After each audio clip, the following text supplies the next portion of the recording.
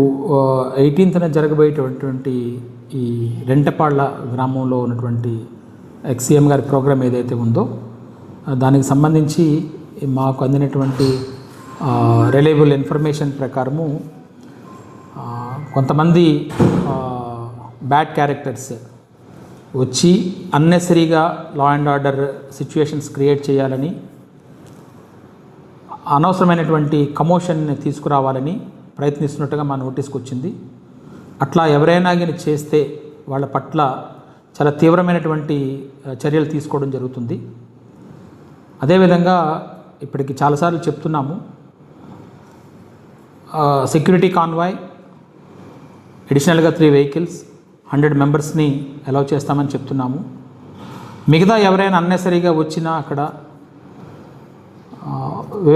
వేరే విధంగా ట్రాఫిక్ కానీ ఎమర్జెన్సీ వెహికల్స్ కానీ ఎటువంటి ఇబ్బందులు కలుగు చేసినా, సామాన్య ప్రజానీకానికి వాడి తాలూకా డైలీ రొటీన్స్ కానీ ఎటువంటి ఇబ్బంది కలుగు చేసినా కూడా తీవ్రమైన చర్యలు తీసుకుంటాం.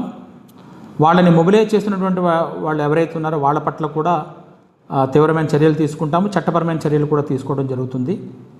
రేపు ఈ ప్రోగ్రాం జరుగుతున్నప్పుడు ఈ ప్రోగ్రాంను ఆటంకపరచడానికి కానీ లేదా వేరే విధంగా కానీ చేసినా, వీటితో పాటుగా అదర్ వెహికల్స్ వేరే వాళ్ళు జాయిన్ అయ్యి కంప్లీట్గా రోడ్డుని ట్రాఫిక్ ఇబ్బందులు గురి చేసినా కూడా వాటి పట్ల కూడా చర్యలు తీసుకుంటాము. ఆ వెహికల్స్ పట్ల కూడా చట్టపరంగా ఏమైతున్నాయో వాటిని తీసుకోవడం జరుగుతుంది. రేపైతే మాత్రము లా అండ్ ఆర్డర్కి ఎటువంటి విఘాతం కలిగినా కూడా వారి మీద చట్టపరంగా తీవ్రమైనటువంటి చర్యలు తీసుకోవడం జరుగుతుంది.